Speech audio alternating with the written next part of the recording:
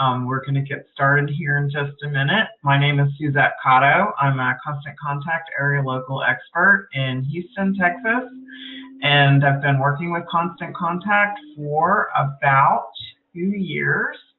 My company is Innovate Social Media, and Innovate Social Media was born in 2013. And that was after I had about 20 years as an internet service provider, networking engineer. So I have a lot of technology background, and I've married that with marketing and helping small businesses grow with smart digital marketing, because you can do a lot of things by using digital technology. It makes everything faster, smarter, and cheaper, so that you can go about your day and do business doing what you love instead of doing marketing 24/7. So good morning again. My name is Suzette Cotto, and I'm a CEO of Innovate Social Media. Thank you for joining us, and we're going to get into our presentation now.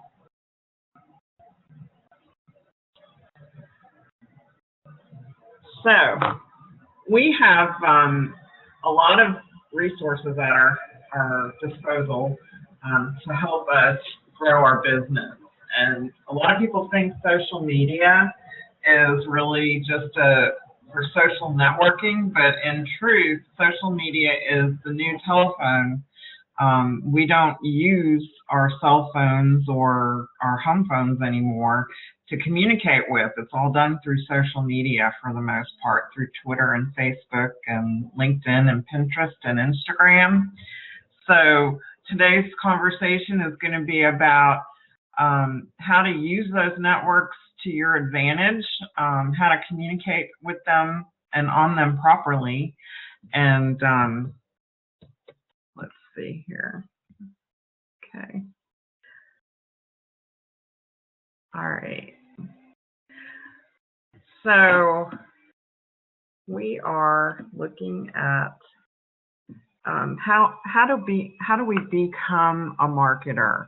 If you're in business, your business is not about how to market your business. It's about if you're an accountant, you do the accounting thing. If you're a dog groomer, like this example here, you're busy doing your thing.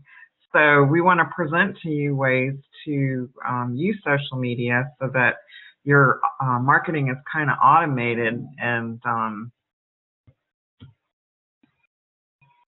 our agenda for today. So the top 5 social networks, as we see them today, are Facebook, Twitter, LinkedIn, Pinterest, and Instagram. So people consume content, and you'll hear the word content used in different ways, but content is anything that you can consume in a communication style. So we have people who like to read content, people who like to listen to podcasts, people who like to look at videos and pictures. Those are all different methods of content. So today we're going to talk about how to create content and curating content, which is a little different than creating it. And then photos, words, and images, and video. That's really important to know, because by the year 2020, most people are going to be consuming their content via video. So we want to make sure that we're dialed into that. So with Facebook, we're able to reach large audiences. If you have a Facebook page, you know that there's lots of activity on Facebook. And you want to make sure that you're creating and sharing the right content on a Facebook business page. So a lot of us have Facebook personal pages, but if you're in business, you want to definitely create a Facebook business page that differentiates you from your business.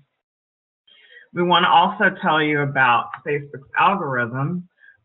What that means is Facebook decides who gets to see what. And with the algorithm, it's basically a mathematical formula that they use to decide who gets to see your content. So even though you're working hard to put up posts for your business, Facebook can only show them to a certain number of people, and based on your activity on Facebook, that's what they base their ability to show your content using. So you want to make sure that you're getting the best exposure and the most exposure. So you want to make sure you know about the algorithm and what that means to you. Facebook also has some great analytics. They have something called the Insights tool, and basically it gives you good information on who's looking at your page and what posts are getting good attention, who's sharing your posts, what kind of reach you're getting.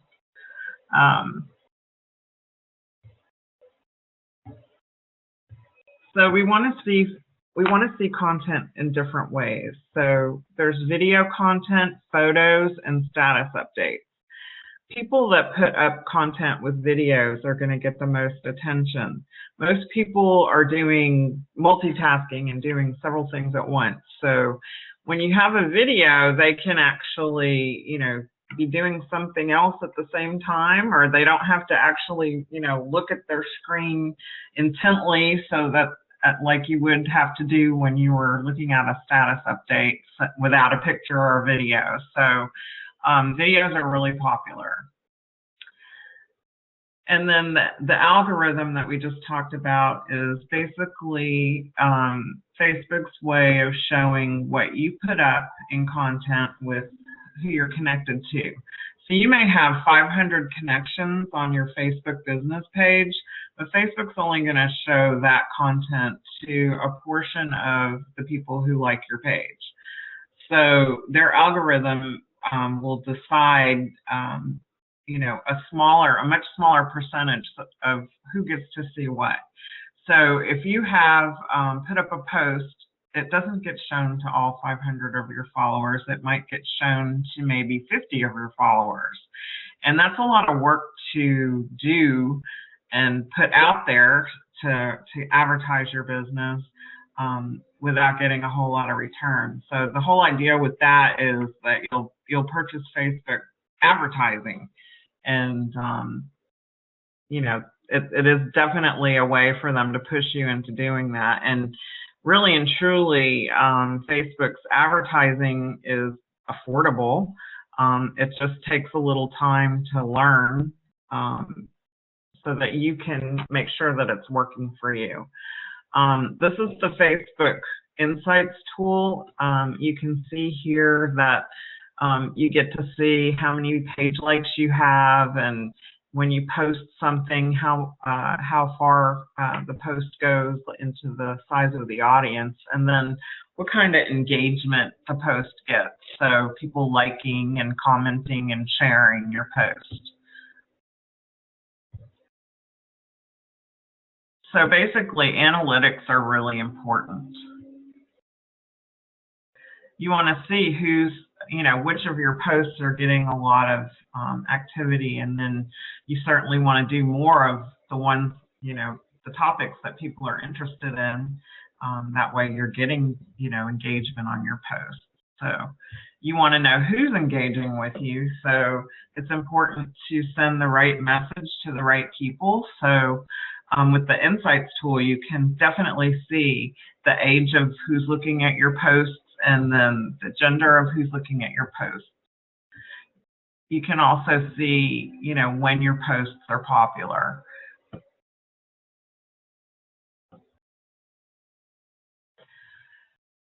The next social network that we'll talk about is Twitter. And a lot of people say, Twitter is elusive to me. I don't understand Twitter. I don't understand why I have to be on Twitter. But Twitter is really a great tool for people who have customer service-based businesses, and also maybe you're in business as an influential person. You've written a book, or you are an entertainer, somewhere, or some things that people will relate to you in a conversational way, because that's what Twitter is it's a conversation.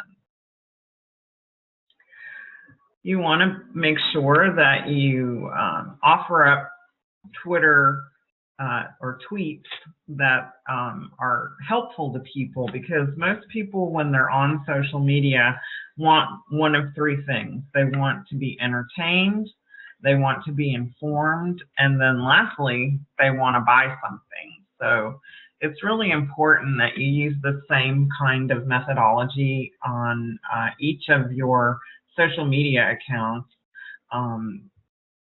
that we just talked about with content. So you're going to definitely want to put up some content that includes images. And then also what's helpful on Twitter is the hashtag. So say I put up a post about a conference that's going on here in Houston. I might use the hashtag Houston, so that people that use Twitter can go and look up that hashtag and see, what's going on in Houston, or useful and helpful news about Houston. So I use that hashtag a lot when I have a conference. When you use social media, you want to definitely link to blog posts, either blog posts that you've written yourself or blog posts from somebody that knows about your industry, or the topic that you're interested in. And then, you see people who are connecting to a good recipe, or somebody's connecting to a funny joke or a cat meme, things like that. So you definitely want to put things up that are helpful to people, helpful to your audience, because that's a lot of times what gets shared on the internet. And then you can ask questions, and people can actually respond to you on Twitter. So that's kind of exciting, because it's interactive. And when you're on Twitter, it's really good to talk to people and talk about them, make the conversation be about them. If you get on Twitter and you're like, this is what I'm doing, and this is how I'm doing this, look at me, it's something that people it kind of turns people off. So you want to make sure that when you're in a conversation, that it's not all about you. Think about like if you go to a cocktail party, when you meet somebody initially, you don't want to approach them right from the start with information all about you and what you do in your business. You wait for those questions. You want to ask questions of your audience, and ask questions that will probe answers. Twitter also has analytics, so you can definitely use that to see, who's talking about you. When you use Twitter and someone mentions you, it gets shown up in their activity feed. So that's really helpful to help expand your reach. You can also see in Twitter analytics what tweets were popular. You can certainly retweet things that are popular. Because it's an ongoing conversation or a live conversation, and people are on Twitter sporadically, the chances that they see a tweet are going to be dependent on, how long they're on Twitter, and, how many times a day they look at enough to see what your feed in their Twitter feed. So you want to put things out there with some frequency. In marketing, there's the mathematical equations that include things like, how many people you're projecting to, and, the audience size and things like that. So you definitely want to increase your reach. And to do that, you want to get other people to mention you, or to forward and share your tweets.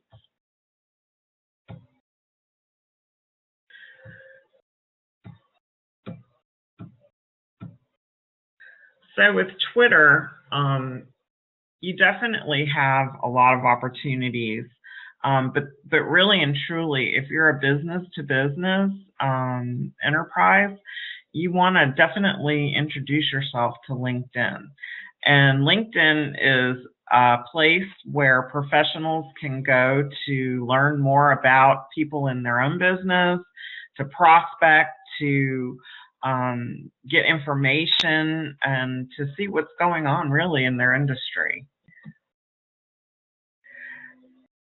LinkedIn is a place where you get to put up kind of an online resume, and in that information you get to talk about, or you get to present, what you're good at, what you do in business, and how that can benefit, your expertise can benefit other people. So you want to definitely share what you know and share what you read. So that's possible by using LinkedIn, and LinkedIn has an activity feed just like Facebook and Twitter.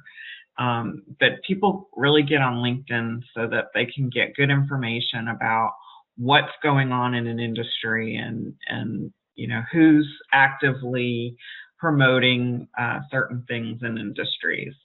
So Houston's an oil and gas city. We have lots of oil and gas companies here. A lot of my customers are on LinkedIn and looking for connections that represent the oil and gas business. So you can definitely get into things on LinkedIn like groups. If you're wanting to connect with an oil and gas group, there's like the Offshore Technology Conference. There's Houston, the Houston Partnership, Greater Houston Partnership, sorry, having a minute there. But the Greater Houston Partnership is a place where businesses go to mix and network with businesses. So there's lots of different places on LinkedIn, groups, activity feed, following influential people, that works really well for promoting a business-to-business company. You can do things on LinkedIn that are not really done on other platforms, and one is called the long post or a blog post. Even if you don't have a website, you can post material on LinkedIn that you wrote yourself. So say you are an expert in social media, surprise, surprise, and you've written an article on how to use inbound marketing to attract prospects. So you can put that up on LinkedIn. They have a feature called Pulse, and it's their e-reader platform. Some people use Feedly, some people use different FeedBurner, different platforms to look for internet content.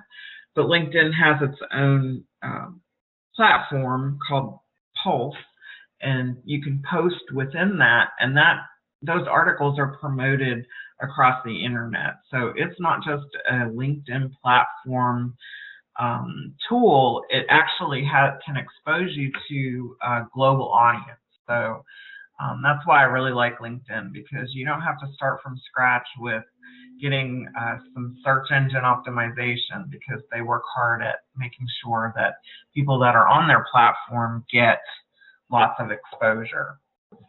Another thing you really want to make sure you use are good professional images on LinkedIn.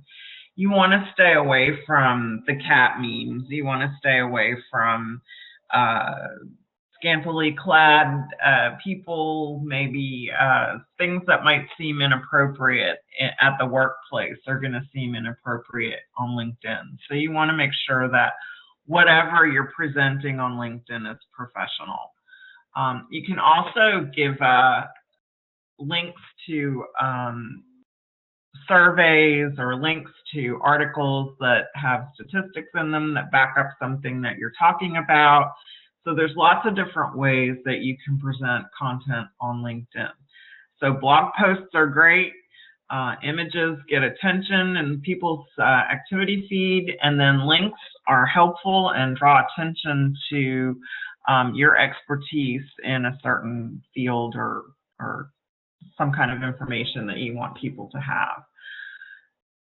So as an information source, people will start following you on LinkedIn. I have followers because I've worked really hard at making sure that, you know, the material I put up on LinkedIn is something that people in marketing would want to know about, or people who have an interest in marketing their business. So my articles on LinkedIn are going to be relevant to that. And I have followers because they know that they can expect a monthly article from me on something helpful to them and their business.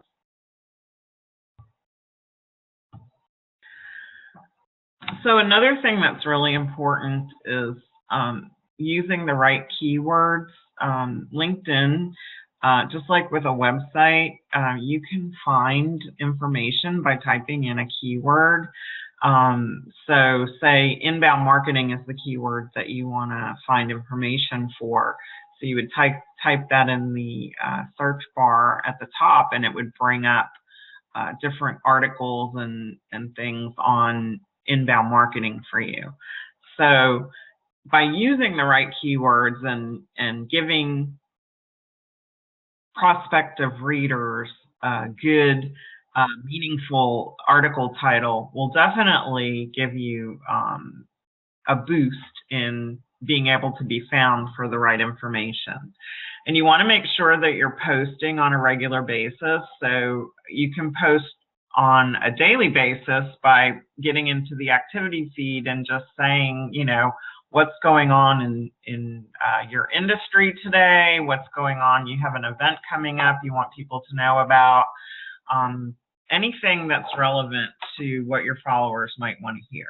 So you want to make sure what information you put out there is very consumable.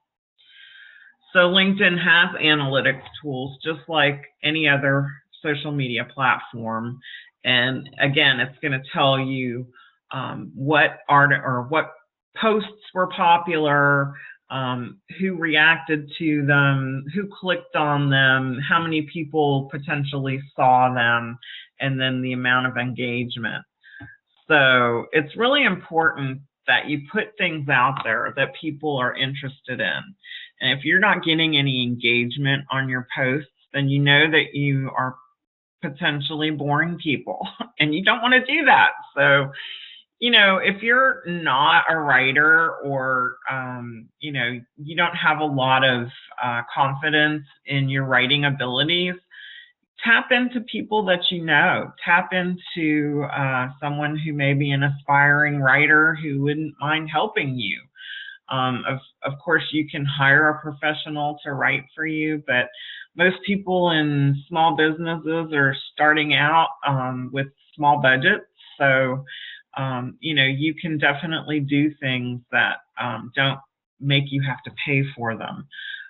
Find somebody in your field and maybe get them to guest blog for you. You know, do an interview with them. There's lots of different ways you can create content that's interesting. And if you're insecure, then you can definitely run it by a potential audience, you know, run it by somebody maybe in your office or run it by somebody who you're in a networking group with. Don't run it by your mom, because you know your mom loves you and she's going to want to encourage you in everything you do. So of course she's going to tell you that what you wrote's a masterpiece. So you want to make sure that you're, you know, keeping your audience relevant to what you're writing.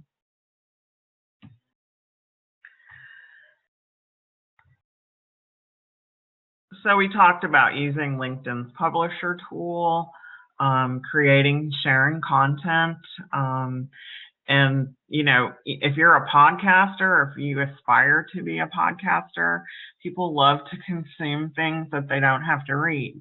A lot of people will use podcasts while they're exercising or driving in traffic every day. It's a great way to present your ideas and information without having to actually put it in written words. So there's definitely different ways you can present your information to people in video, podcasts, or in the written form. So one of the other networks that we'd like to promote is Pinterest, because Pinterest is a place where people hang out. I started looking at Pinterest about 3 or 4 years ago, and I was really into baking cupcakes at the time. So, I have followed every pin board that had to do with making icing or decorating cupcakes or entertaining and parties, and I could spend hours and hours and hours on Pinterest. Well, it has exploded into a platform for anybody. Creatives like Pinterest. So if you're an artist or you are maybe a musician, some kind of craft that you like to do, people on Pinterest are going to be looking for you. So another really great place on Pinterest is for restaurants. You can share recipes and things like that. People are passionate on Pinterest. So I have a Pinterest board for social media, and I like to share my blogs on it. Definitely a great way to get a more of an influencer following on Pinterest. So lots of different demographics on Pinterest. If you've never looked at it before, I suggest taking a look at it. And there's lots of new features that they've come out with over the last couple of years that are really helpful for businesses. So give Pinterest a look.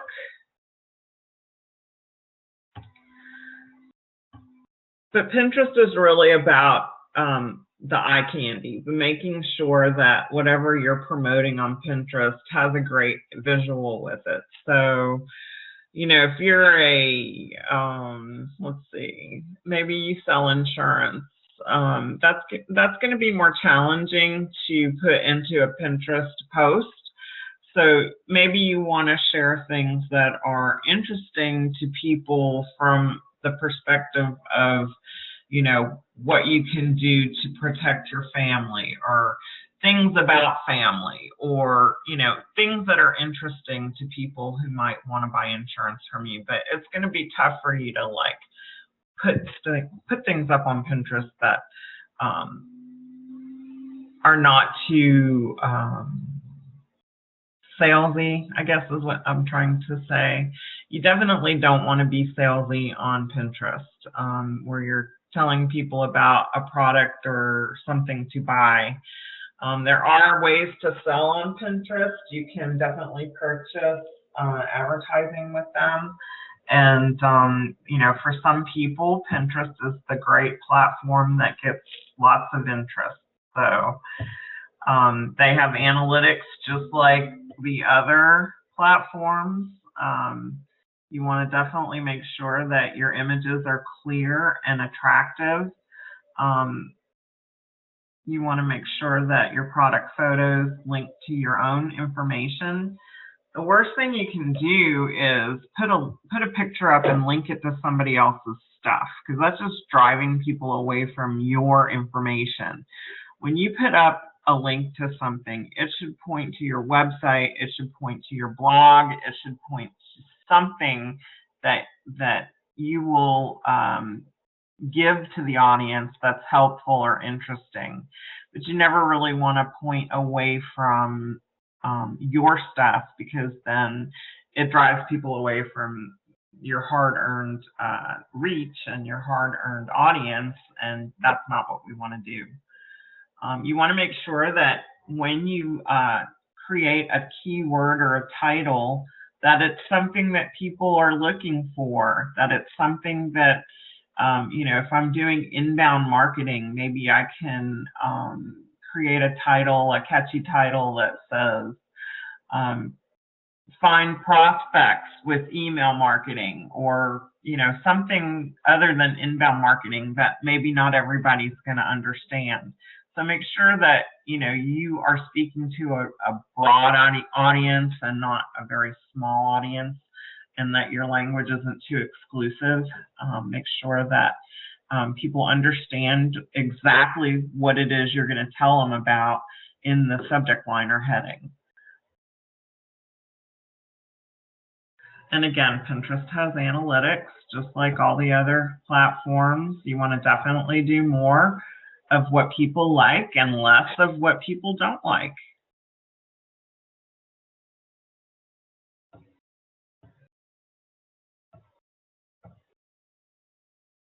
The next platform we're going to look at is Instagram.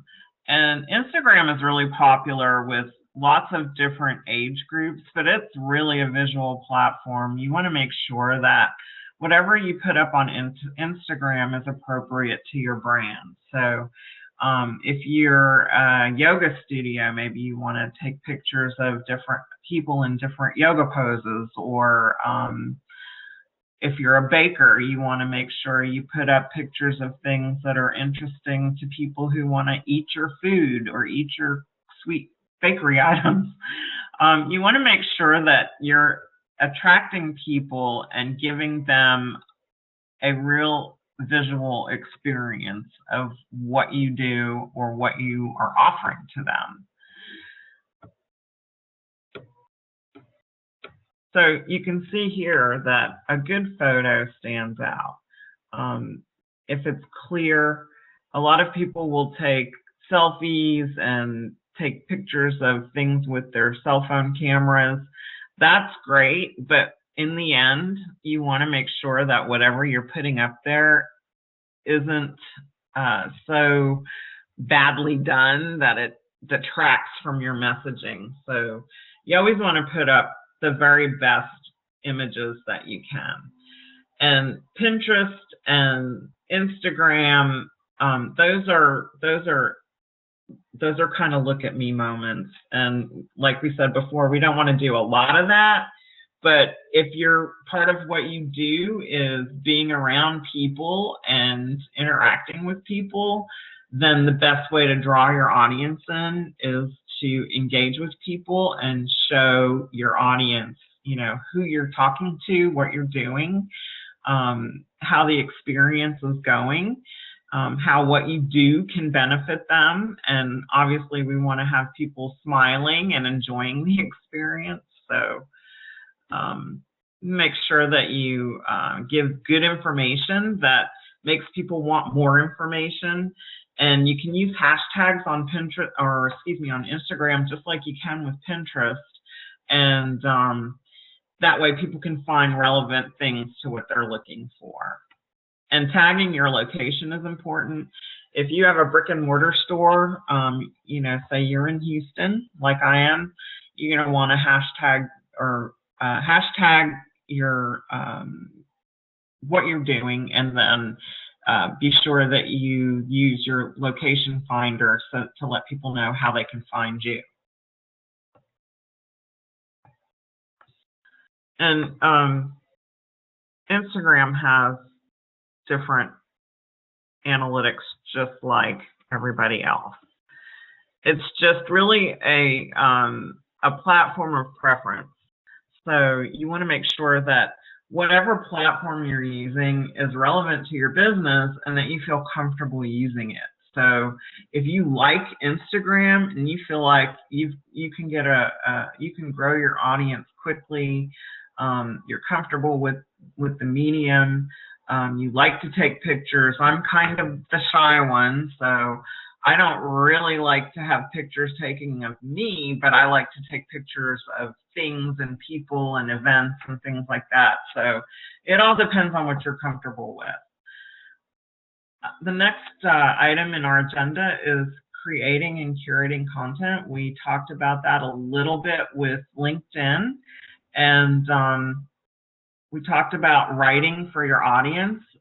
You want to make sure that whatever you're putting out in content is important to who you're trying to attract in your market. So you want to definitely ask questions and answer questions. What problems can you solve for your audience? What things are they interested in? Make sure that whatever it is that you're putting out there is relevant to what they want to know about. So useful and interesting information like a recipe, like a how-to, like a checklist, an ebook, anything like that is something that others will want to consume so that they can learn from you, or they can try something new that they've never done before. So people really like to consume information that shows them how to do something. So really, really important to combine all your information with things that will solve problems or give information to your audience. And then lastly, you can sprinkle in a little promotion. Say you're having an event or a sale, or you want people to know about a special that you're running. We have the holidays coming up. You might do a little more promotion than the other things during the holidays. You want to definitely take advantage of the Black Friday things that are coming up. There's lots of ways you can do that, and I'm going to be presenting another holiday seminar soon, so definitely want to keep the holidays in mind. Even though your business may not be a retail establishment or a restaurant somewhere where, you know, people are going to go shopping, you can still get in the holiday spirit, and you can still promote your business to getting into the minds of the people who are wanting to spend money at this time of the year. So content curation is different than creating your own content. Content curation is just basically sharing someone else's content or information. And we talked about we don't want to do that a lot. But certainly, you know, we can't do everything all the time, and sometimes we find someone that can do something better than we can. So, you know, we might want to include that information in what we talk about or what we post about. Plus, it validates the fact that, you know, you're an expert at something. So you're presenting this information as though you're an expert at doing it. So you can see when you curate someone else's content, you have to give credit to that person. You never want to just take someone else's content and present it as your own. You always want to give credit to whoever wrote it or whoever presented it. That's just the right way to do it, and you don't want to get into any kind of copyright infringements or anything like that, especially with sharing pictures. You definitely have to make sure that you don't grab pictures just off Google Images, that you're buying images from a stock image seller like Big Stock or Shutterstock or Getty Images, because the people that take those pictures earn royalties, and you're legally able to use their images. So where do you find content to curate?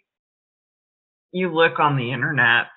You can find things. There's an e-reader called Feedly.com, and Feedly is just a place where you get to pull together different websites that you might read from. As a marketer, I look at like Kissmetrics and HubSpot and maybe Hootsuite. Different marketing platforms that put out content as well. I pull them all together in my Feedly reader so that if I want to share that with my audience, it's easy to do. And remember, we want to give credit to whoever wrote the article or took the picture so that we're not infringing on anybody's creative rights. So one thing we can do is to share the same content on all of our different social channels, and there's tools that you can use to do that. There's a tool called buffer.com, or Buffer app, BUFFERAPP.com, and that in using Buffer, you can pull together content from one source and disseminate it to different social media channels, and it allows you to pre-schedule posts and put comments in them. So it's a really great methodical way to do it. It also saves time because you're doing all your posting at one time instead of intermittently throughout the week. It's really a great tool. I highly recommend it.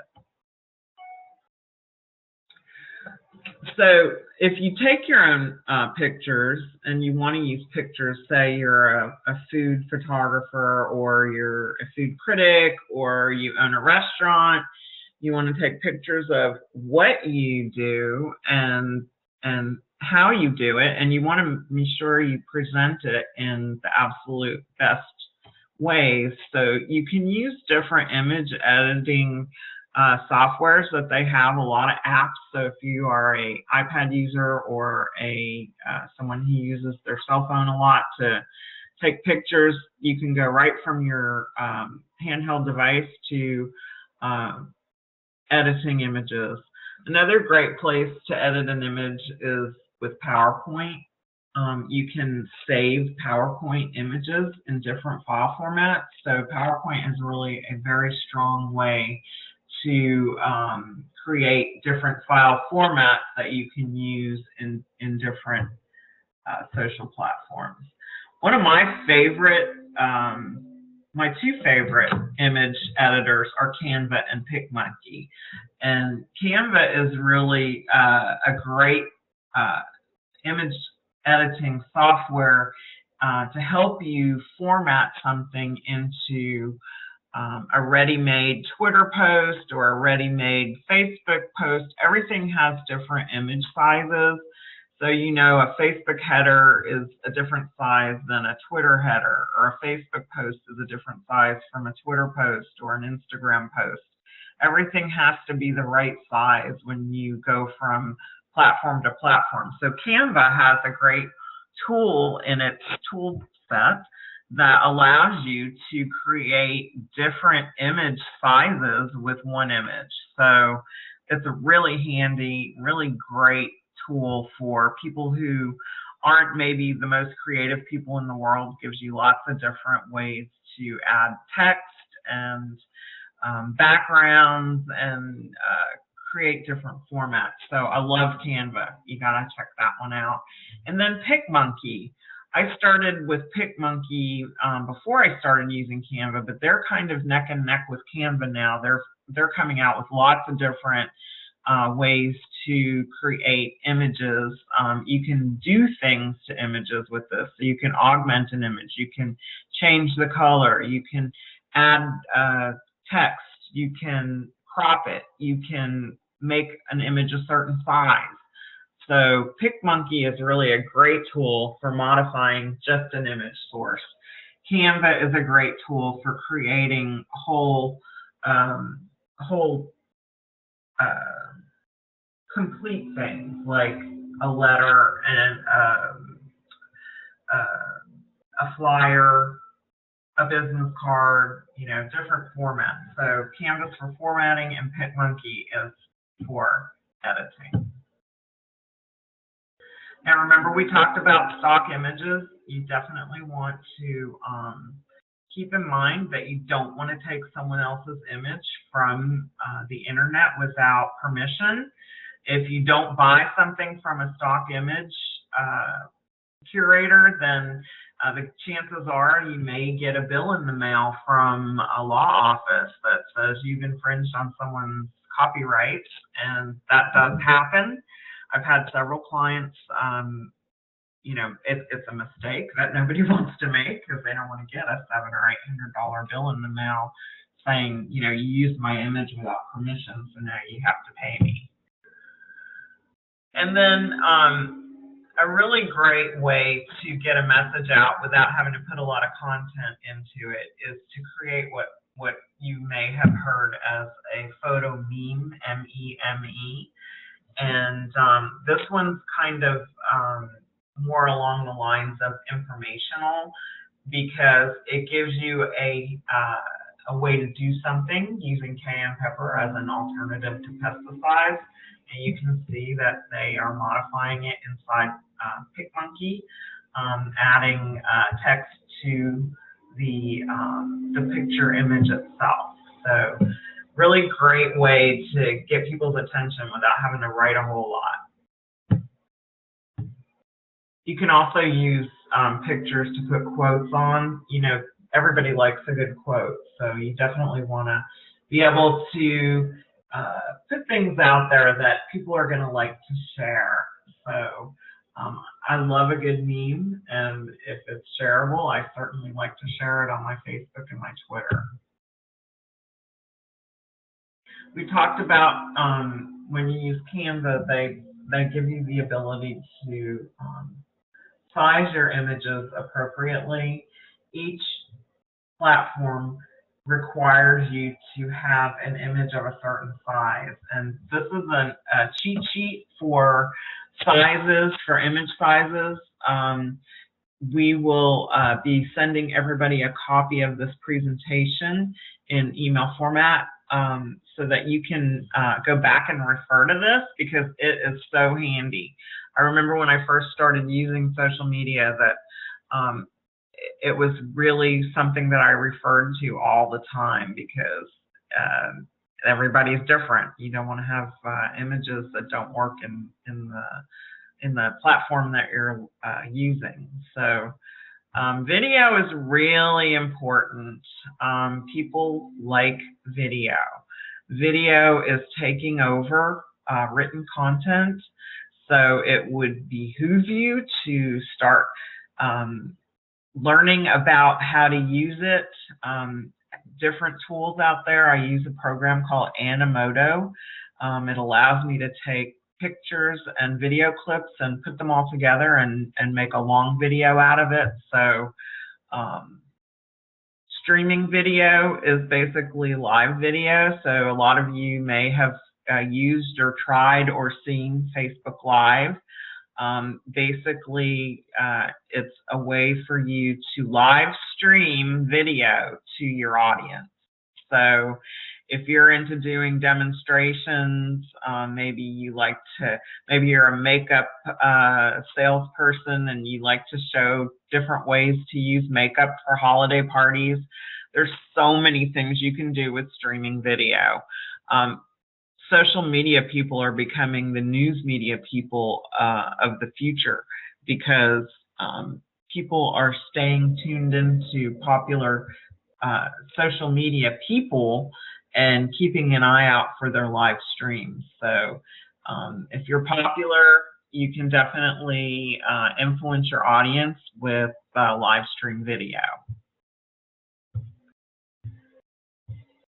It's also a great way to present an interview. I don't love sitting and talking to myself.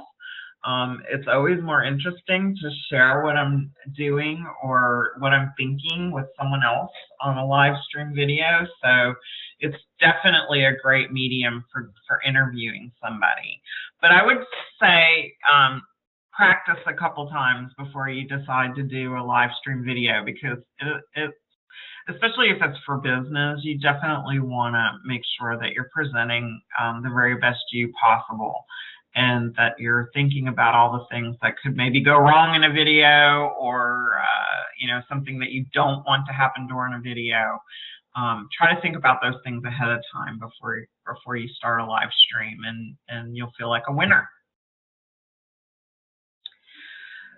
So actually, Periscope and Meerkat are still in use, but Blab has already gone away. Blab was a collaborative video stream where you could get up to 4 people in a video format, but for some reason, it came and went really quickly. But people are still using Periscope, some people using Meerkat, but Facebook Live is really the live streaming video that people are using.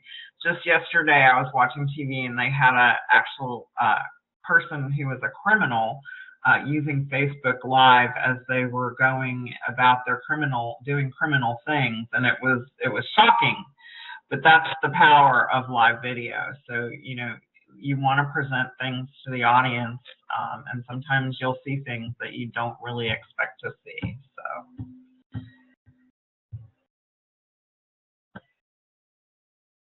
So what does it mean to have all this stuff available to you? You've created blog posts, you've created videos, you've created social posts and things like that. We talked about the Buffer app. that is a way for you to schedule, pre-schedule an editorial calendar. You don't want to be too pre-planned with social media, but maybe you have, if you're a retail location, you want to have things like, you're going to have a Halloween special, or you're going to have a Christmas special, or that, you have a special guest coming to autograph books, those kinds of things. Those you can put into an editorial calendar. You never want to completely pre-schedule all of your social media, because that kind of takes the spontaneity out of it, and you want to really make sure that you are talking in the now when you're talking in social media. So yes, leave 1 or 2 posts open for something that comes up. So maybe something, let's say, something on social media comes up. Let's say one of my influencers that I love to keep up with, maybe Mari Smith. She's a Facebook expert. So I'm going to make sure that, if I see something that Mari does, that I'm available to post about it instead of, missing out on that opportunity. So you want to make sure that you leave some opportunities available for posting spontaneously.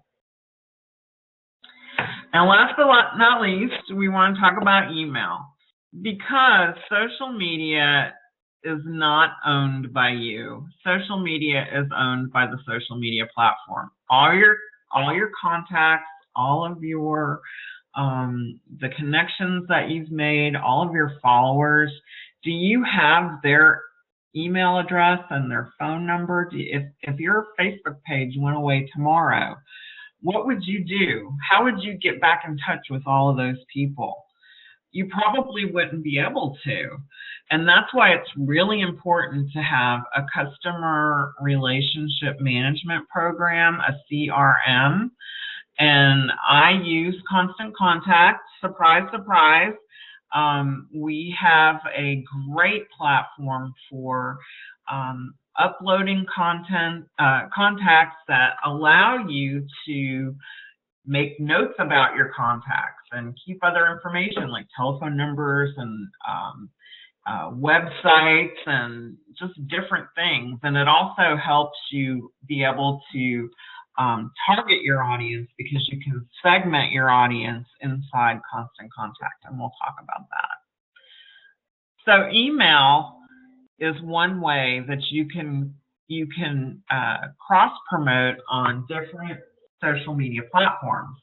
You can take an email and you can cross promote it on Facebook, Twitter, Pinterest, LinkedIn, wherever. You can put a link. You can cross promote using your email format. And then also Constant Contact or email has a way now that you can social share. So if somebody sees something in the email that you sent them and they want to share it with their followers, there's a button inside the email that allows them to share it on Facebook, Twitter, LinkedIn. So you stay connected 100%. The people that are connected to you will never leave your world if you do it properly. So this is an example of a social media influencer. The Social Media Examiner and Michael Stelzner had a large Facebook following, and their Facebook page disappeared, and their social media was their lifeline to the world. So they gave us a great example of, what happens when your social media disappears. You need to have a plan B. And so we want to make sure that we have a customer relationship management program like Constant Contact, where we load all of our contacts into. Our contacts have a way of opting into our email communications, and then they have a way to share those communications with their followers. We also have the ability to schedule promotions, schedule posts on different social media channels. It is so convenient and so easy and so wonderful. I just want to shout from the rooftops sometimes that this is such a great tool for small businesses. Why doesn't everybody use it? And, you know, it's really important to be able to communicate with your followers exactly when you want to follow them. If you remember the algorithms we talked about, that is one way that social media regulates you, as well as keeping control of your contacts. So we're at the end of our webinar. I appreciate everybody who's joined us today. If you have a question, you can email me or you can post it on my Facebook page, which is Innovate Social Media. On Facebook, it's /Innovate Social Media. But today, if you joined us for today's webinar, you can get Constant Contact for $5 a month for the next 3 months. If you do that, I will help you upload your contact list. I will help you create your first email. I will help you learn how to do that so that you have direct connection and the ability to send out targeted messaging to the audience that wants to hear from you, and all in a way that's inexpensive and flexible and that can grow with your business. There are other great things that Constant Contact offers. It's not just email marketing, it's a marketing suite of tools. You can create events and manage events with it. I have an event coming up this Friday that it has been wildly successful, and I've used Constant Contact the whole way to keep in touch with my event registrants and send them updates, and it has just been beautiful. We are getting ready to sell out, so if you're someone that puts on events, you'll want to definitely know about Constant Contact. If you're a nonprofit, there's certain tools that you can use within Constant Contact to generate donations. We have so many ways that you can grow your business and build your business in all the right ways. I welcome you to join me. My name is Suzette Cotto. If you email me at Suzette, SUZETTE, @innovatesocialmedia.com, I will answer you if you have any questions. If you would like to connect with me on Facebook, LinkedIn, or Twitter, I'm on Twitter at InnovateSocialM. My website is innovatesocialmedia.com. I have a listing there on my homepage of all of my upcoming events and seminars. Some are webinars, some are seminars locally here in Houston. But I thank you for joining me today. And if you have any questions, be sure to direct them to me after today's webinar, and I will answer them as soon as I can. Thank you and have a great day. I appreciate getting to know you and helping you grow your business in all the right ways. Bye-bye.